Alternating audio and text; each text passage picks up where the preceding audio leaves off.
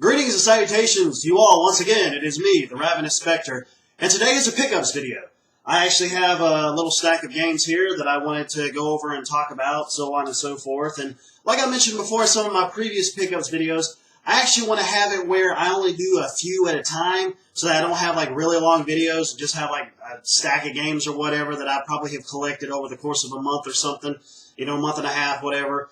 And so yeah, without any further ado, let's just go ahead and get started. The first one here, I actually got it yesterday. I had no idea that it was budget price. Well, technically half price compared to AAA titles. And it's a Steelbook edition too. I knew that it came out, but I wasn't aware of the price until I actually had seen it. I'm like, dang, I was like, I haven't finished the previous game in the series, which I will at some point, because this one is actually the next game in the series. And of course, the game that I'm talking about previously is Yakuza 0. And this one is Yakuza Kiwami, which is actually a remake / remaster, if you will, of the very first game that came out on PlayStation 2. And I swear, as soon as I saw this, I was like, man, this thing is just gorgeous. It is, man. Just like the way that the overall packaging is. It's got the whole plastic slip sleeve thingy going on there. And, of course, this is the Steelbook itself. I really like the back right there. I really like that back right back there. And, of course, there's the inside and also the game itself. I just barely had touched the surface with it right now because I'm trying to get to a point where I want to try to finish certain games that I put a lot of time into before I end up going to another one, because that's just aggravating. It's just like, oh, well, I'm almost about ready to finish this one, but I'm going to go ahead and start this one before I, get this one taken care of so it can be, off of my list for me finishing it. So definitely going to end up jumping on that for sure. And I need to finish Yakuza 0 as well. As a matter of fact, some people have said to finish 0 before Kiwami, obviously, since it takes place beforehand. And I may actually go back to that one before I really get into Kiwami, so I can finish that and then go into this one. The story probably would make more sense, I would guess. But the next one that we have here was actually budget price. And this game has been released on like a bajillion different systems. It was 3DS, it was PS3, it was Xbox 360. I know it was PS3, I think it was Xbox 360 as well. Then it came out on PS4, it's on PC, it's on Xbox One. It's just been hoarded out to a whole lot of systems. But I'm glad that it was actually budget priced at $20, because I used to have this game on 3DS, and I liked it, and I was getting into it. I thought it was cool, but the thing is, though, is I couldn't really get used to the controls, because at the time, I had a regular 3DS, and of course, knowing I got big old bare hands, me trying to control it and play it was just aggravating. And I think this was one of the games that they ended up releasing that the stick for. I think it was like the Pro Analog Pad or something like that. You could actually connect to your 3DS to have an analog stick on there. And yeah, so I didn't get that. I was just like, man, I'm just going to go ahead and sell the game, because I don't want to buy this extra accessory to be able to use this with, because I think it was stupid. I was like, if I can't use it on the system itself like I need to, then I just don't want to bother with it. But then later on down the road, I got a 3DS XL, and I never thought about picking up this title for the XL. So since I knew it was coming out on PS4, I was like, well, what the heck? I want to take all the capabilities of the PS4 with the screenshots and the video sharing and streaming and all of that, and just end up go ahead and picking it up. And you may have noticed what I'm talking about now, and that is Resident Evil Revelations. And honestly, I haven't gotten as far into this as I did previously on the 3DS version. But yeah, this just recently came out as well, and I'm glad that it was $20, because seriously, man, a game that has been out for as long as it has and on as many systems as it has, it needed to be budget price. Otherwise, I wouldn't even have bothered. I mean, I probably would have picked it up at some point much later down the road when it was probably about 20 bucks, if not cheaper. But if this thing came out at $40 to $60, it wasn't going to be happening.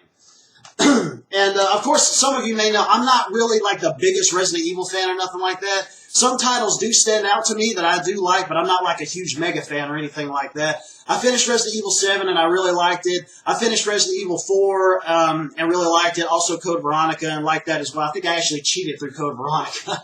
But yeah, I also had Resident Evil 6 as well, which I liked it. It was okay at some times, but everybody kind of really was up in arms about it because they didn't really like the whole, Super Bro action way that it was going, which I can totally understand that. But there were certain segments about it that were cool. But other than that, yeah, it was it was in a way it was kind of a throwaway because there was just like so many different characters you were dealing with and different stories and whatnot, which is cool if it's implemented well and done well, but I don't know, it just kind of got to me a bit.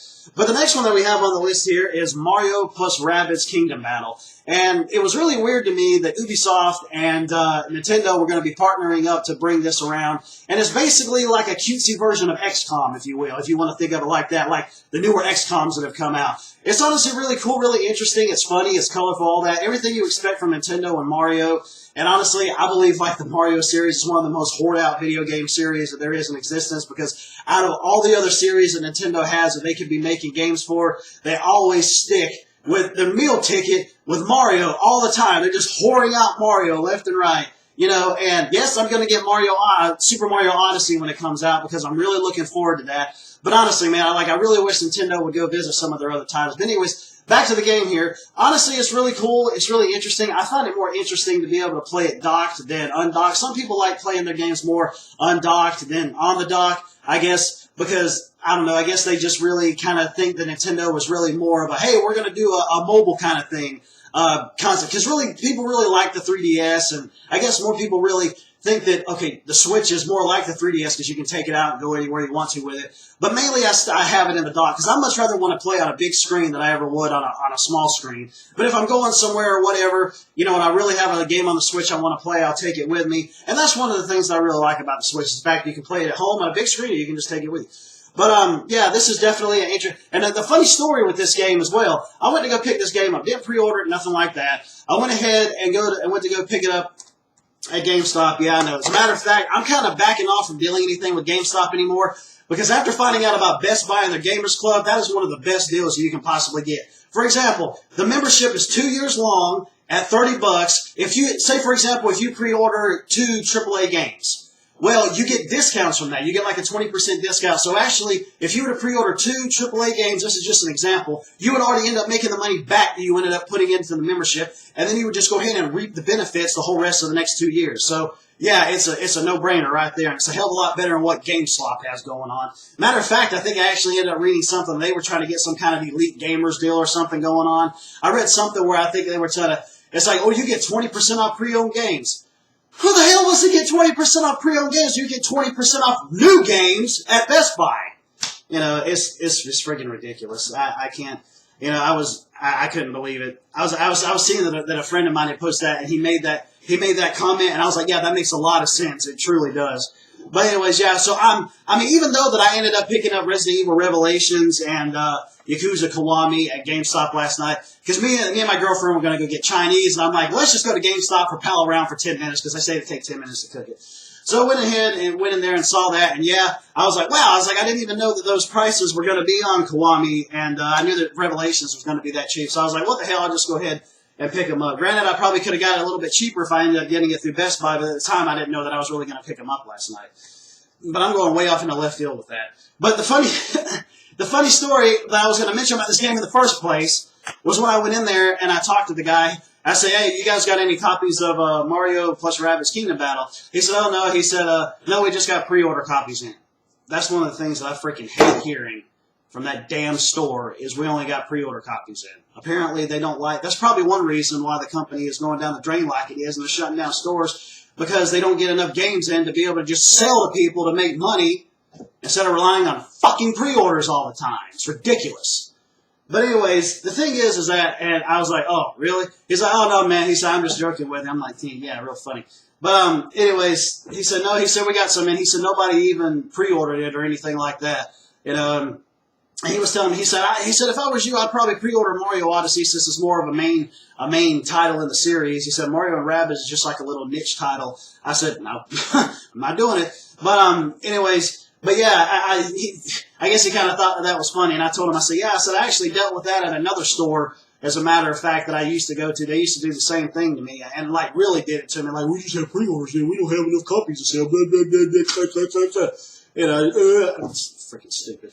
But anyways, the thing is that I lost my train of thought there for a second. Oh yeah, but he said, but it's actually Nintendo is the one that ends up sending these to us like they do. They're the ones that send them to us, and they're the ones that justify how many copies and things that we get. I'm like, okay, yeah. Yeah, that's that's the exact same thing to be said for like Walmart and Best Buy and Amazon and all these other places to get like bukus of copies in. I really don't believe that. But anyways, the next one that we got on the list here is Evil Zone for the PlayStation, and I got this for like $6 or something, and it is a really, really pretty case. Definitely oh, dadgummit, the disc isn't in there. I'm sorry. The disc is really pretty too. I can't run to the other side of the house to go get that because I have no way of stopping this or whatever. But the thing is that was a game that I had back on PlayStation 1 back in the day before I ran into some financial troubles. My father did, and then he ended up pawning my PS1. That was one of the games that had done it, and I found it. And honestly, I really did like it. It's a fighting game. It's like it basically looks like it's 3D models, but it's like on a 2D plane, if you will. So, it's definitely an interesting game for sure. Especially for the company that put it out at the time, which was Titus, because from what I've heard, they didn't really put out a whole lot of really good titles. But in terms of like this game overall, the voice acting is hilarious in it because it's just horrendous. But honestly, from what I've played, from getting back into it again, I really do realize that why I used to like it back in like the late 90s when it came out. The next one that I have on the list here is Jet Moto 3, and of course somebody ended up writing their name on the freaking case because they don't know how to keep their shit together, and they just want to be like, I'm going to lend my stuff out, so here you go. Make sure you know my name is on it so you can give it back to me so you don't lose it or do whatever the hell you want with it. I need to get this off here because I can't stand that when people write their names on their stuff. I'm just like, take your shit and keep it somewhere safe and make sure nobody gets to it. Lock it up, do whatever. But no, you have to defile the case and defile the dadgum, the disc as well by writing your name on there. I'm just like, oh my God, people. But anyways, I just hate it. I mean, I don't do stuff like that. But the thing is Jet Moto 3, or at least the Jet Moto series in general, was a series, and I actually forgot to mention this in a previous video that I did about my dad. But the thing is that this was definitely one of those game series that I played a lot with my dad. He really did like it. I know I didn't mention it last time because I completely forgot to get it and showcase it because it was at the other end of the house. But it's definitely one of those games that I remember playing with my dad in one of those series, which I really did like. And I picked it up because I always liked the Jet Moto series. And I also got this one at Goodwill as well for like, I think it was probably about $4 or something like that. So yeah, but yeah, you could definitely find some good things at Goodwill. Make sure if you get any games or anything at Goodwill, make sure you have a way of checking the disc. Make sure you check that disc before you buy it because I believe you can go ahead and take them back, if you have your receipt and whatnot, but, you want to save yourself the trouble, so go ahead and end up checking it out before you buy it, because even then, some of the people who work there will tell you the same thing. It's like, well, did you check the disc and make sure everything was okay before you decide to buy it? Which makes perfect sense. But the next one that we have on the docket here is Uncharted: The Lost Legacy. I've always been a fan of the Uncharted series. I thought it was really interesting the way that they ended up implementing Chloe and also Nadine in this. So I really do think that it's definitely one of those series that it's just one of the greatest series ever. It's one of the greatest action series ever. The game is gorgeous. It's basically like playing more Uncharted, but you end up having Chloe and Nadine as like the main characters. And I really do think like the way that Chloe is, she could probably be the next character we could probably explore in the Uncharted series. Nathan Drake's story is pretty much done, but if we ended up exploring Chloe, maybe that would be an interesting way to go with the series, or maybe even have like a new character, or maybe follow Nadine or something like that. I think it would definitely be something really cool to follow. I just finished, this game wasn't as long as like Uncharted 4 is, but then again, it was like, I think it was like $40 or something. So yeah, I probably think that I could have waited to get it maybe at like 30 or 20, something like that with the length. But overall, I mean, there's a reason to go back and play it again, especially with different unlockables and things that you have. And there's also some multiplayer things that you unlock with this game as well that you can be able to use and whatnot, like some other gameplay modes, I think, and whatnot, stuff like that. But it's definitely worth playing. If you guys are fans of the Uncharted series, definitely check it out, or action-adventure games in general. It's definitely one to get, and trust me, you'll be abusing the screenshot button on the PS4 controller. I'm not kidding you. It's definitely one of those games that you'll be like, holy crap, the art direction that Naughty Dog does with the Uncharted series is uncanny. It's second to none. It's amazing. The next one that we have here is Quake 4 for the Xbox 360. Now, I have never really played much of the Quake series. I remember back in middle school, we actually ended up having Quake and Duke Nukem, the first Quake and Duke Nukem 3D on one of the school computers, and the teachers never found out about it. So when they were out of the room or whatever, we would be playing the original Quake and Duke Nukem 3D. So definitely a funny time then.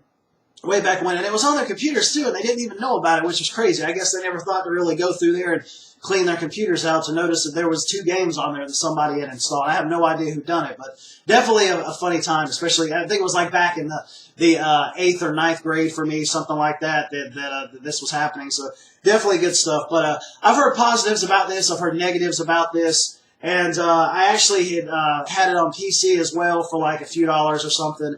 And that, once again, I mean, this was way back when. Once again, you know, trying to make sure that everything is all up to par and that the screen is fine and the controls are fine and everything.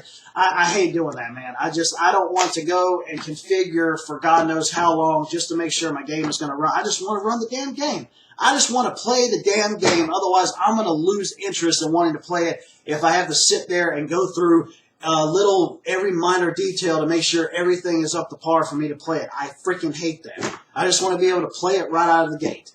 But so I ended up getting it on the 360.